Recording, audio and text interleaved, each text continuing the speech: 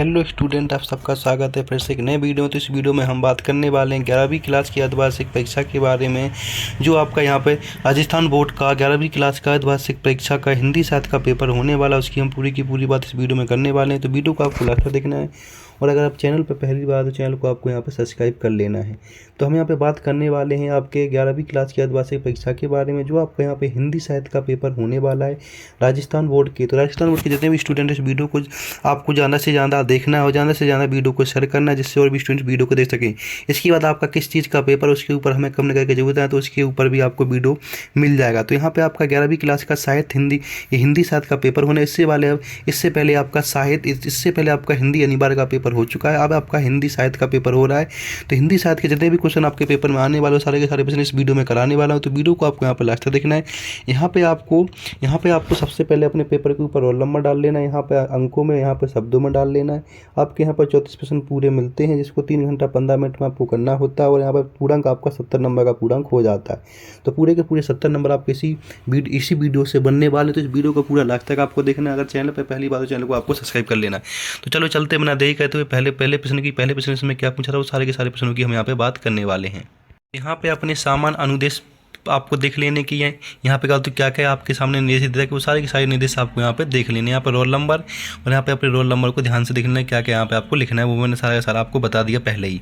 अब हम पहले प्रश्न की चलते हैं। पहला प्रश्न इसमें क्या पूछा जाने वाला है, वो सारे के सारे प्रश्नों की बात इस वीडियो में करने वाला हूँ। तो यहाँ पे हम बात करने वाले हैं आपके खंड आ में क्या क्या पूछा गया, वो यहाँ पे देख लीजिएगा। यहाँ पे तो खंड आ में आपसे पहले प्रश्न पूछा गया, अपने विद्यालय में आयोजित 26 जनवरी के समारोह पर एक प्रतिवेदन तैयार कीजिए। एक प्रतिवेदन जो आपकी 4 नंबर की होने वाली है, ठीक है। दूसरा नंबर प्रश्न में पूछा गया, राधिका बिहार के निवासियों द्वारा आयोजित होली मिलन समारोह का कार्यवृत्त तैयार कीजिए, जो आपका 4 नंबर का ये होने वाला है।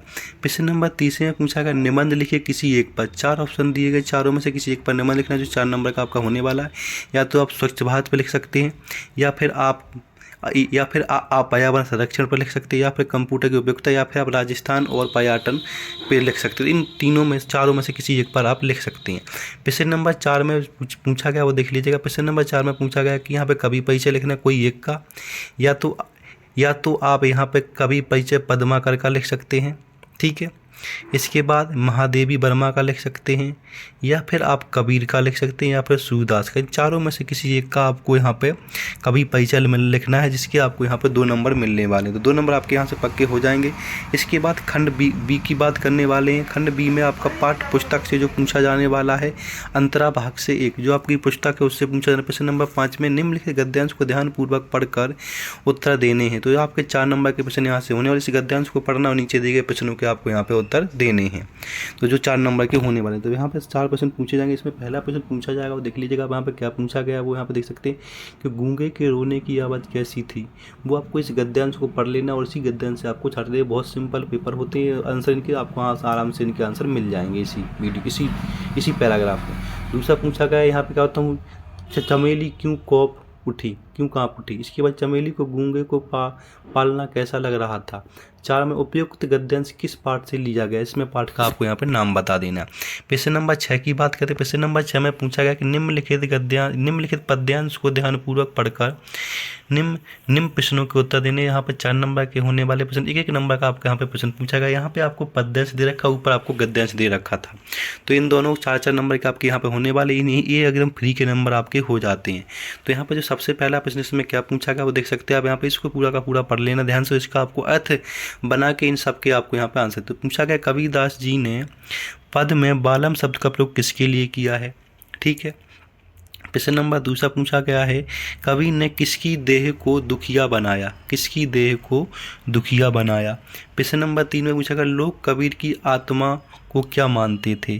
प्रश्न नंबर 4 में तिरहरणी आत्मा को किस बात पर लज्जा आती थी और क्यों। तो ये आपके यहाँ पर 4 के 4 प्रश्न पूरे हो जाते हैं। अब प्रश्न नंबर 7 में पूछा गया, निम्नलिखित प्रश्नों के उत्तर कोष्टक में दीजिए।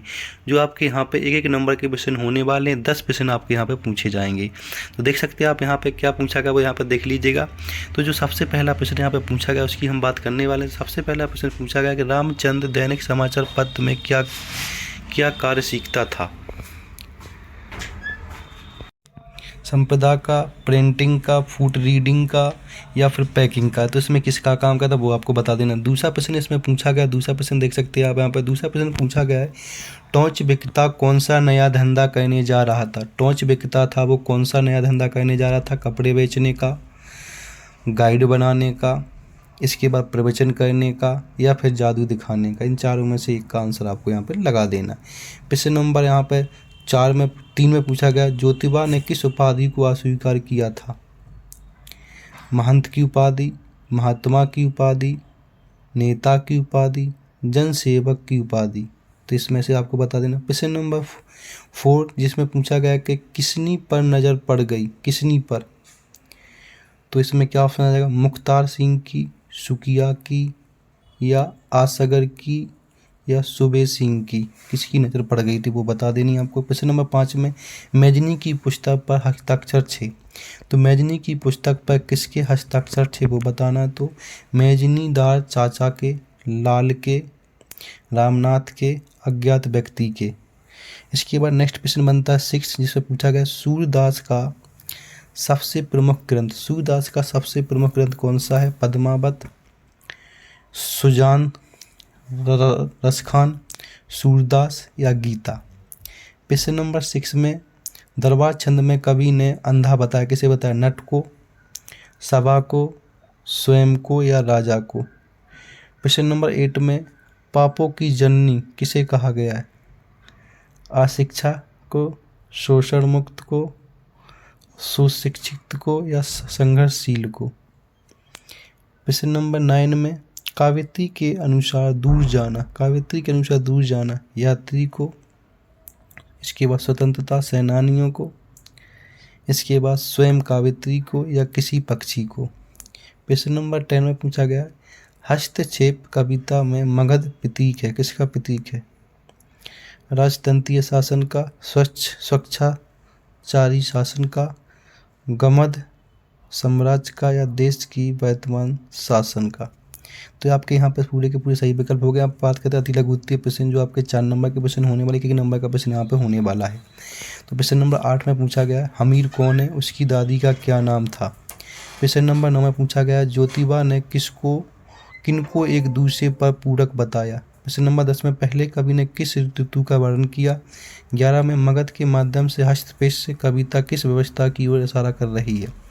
अब हम बात कर लेते हैं खंड खा की, जिसके अंदर 2-2 नंबर के 7 प्रश्न पूछे जाने वाले हैं। देख सकते हैं आप यहाँ पे 2-2 नंबर के आपके यहाँ से 7 प्रश्न पूछे जाएंगे, जो आपके 14 नंबर के प्रश्न यहाँ पे होने वाले। प्रश्न नंबर 12 पूछा गया कि लेखक ने टॉर्च बेचने वाली कंपनी का नाम सूरज छापा क्यों रखा। 13 में पूछा गया है, लाल और उसके साथियों से आपको क्या प्रेरणा मिलती है। प्रश्न नंबर 14 में, जाग तुझको दूर जाना गीत का प्रेरणा स्रोत क्या है। प्रश्न नंबर 15 में पूछा गया कि कस्तरी मग के अपने पर ही चढ़ने के क्या कारण हैं। कस्तरी मग के। प्रश्न नंबर 17 में पूछा गया आपसे, स्कूल की आधी छुट्टी होने पर शरत ने क्या किया। प्रश्न नंबर 18, भागलपुर में शहद की शिक्षा किस प्रकार हुई। 19 में, मकबूल ने बोर्डिंग स्कूल के बारे में क्या लिखा। प्रश्न नंबर हम यहाँ पे अब खंड सी पे आ जाते हैं, जो यहाँ पे 3 नंबर के प्रश्न आपके होने वाले हैं। 4 प्रश्न इसमें पूछे जाएंगे, जो आपके यहाँ पे 12 नंबर के प्रश्न हो जाएंगे खंड सी में। 20 में पूछा गया कि बड़ौदा को वेल्डिंग स्कूल पर लड़कों की वेशभूषा क्या थी और क्यों। 21 में, मकबूल ने आत्मकथा में बड़ौदा शहर की क्या विशेषताएं बताईं। 22 में, शरत के पिता मोतीलाल का व्यक्तित्व किस प्रकार का था। 23 में, इसके बाद शरत को किन बातों का शौक था। ये आपका खंड सा। खंड दा देख लीजिए, खंड डी जो 4 नंबर का होने वाला है, जिसके अंदर आपको गद्यांश पढ़कर उन प्रश्नों के उत्तर देने हैं। यहाँ पर 24 नंबर प्रश्न देख लीजिए, गद्यांश को पढ़ना और इन सबके आपको यहाँ पे उत्तर देना है। तो देख सकते हैं गद्यांश दे रखा है जो 4 नंबर का आपका होने, इसमें इस गद्यांश को पढ़ के इन 4 प्रश्नों के आपको यहाँ पे उत्तर देने। इसमें भारतीय 2, 30, 34 इस तरह से आपको इन सारे के सारे प्रश्नों के आपको यहाँ पे उत्तर दे देने हैं। प्रश्न नंबर 25 देख लीजिएगा। प्रश्न नंबर 25 में, निम्नलिखित पद्यांश को पढ़कर प्रश्नों के उत्तर दीजिए। तो यहाँ पर 25 में पद्यांश दे रखा है, इस पद्यांश को पढ़ का उत्तर देना है जो आपके यहाँ पर टोटल 4 नंबर का होने वाला, इस पद्यांश को पढ़ लेना पूरा का पूरा और नीचे चारों के चारों प्रश्नों के आपको यहाँ पे उत्तर दे देने, जिससे आपका यहाँ पे 25 नंबर पूरा प्रश्न हो जाता है। तो सारे के सारे प्रश्नों को पढ़ के आपको यहाँ पे उत्तर दे देना है, ठीक है। तो इस तरह से आपके सारे के सारे पूरे प्रश्न हो जाते हैं। सारे के सारे प्रश्नों को आपको ध्यान से पढ़ लेना है। 25 नंबर प्रश्न 4 नंबर का आपका होता है। इस तरह से आपका 24 नंबर प्रश्न भी आपको देख लेना अच्छे से। सारे के सारे प्रश्न आपको यहाँ पे बता दिए गए हैं। जितने भी प्रश्न आपके पेपर में आने वाले वो सारे के सारे प्रश्न इसी वीडियो से आएंगे, इससे बाहर कुछ भी नहीं आने वाला। अगर आप चैनल पर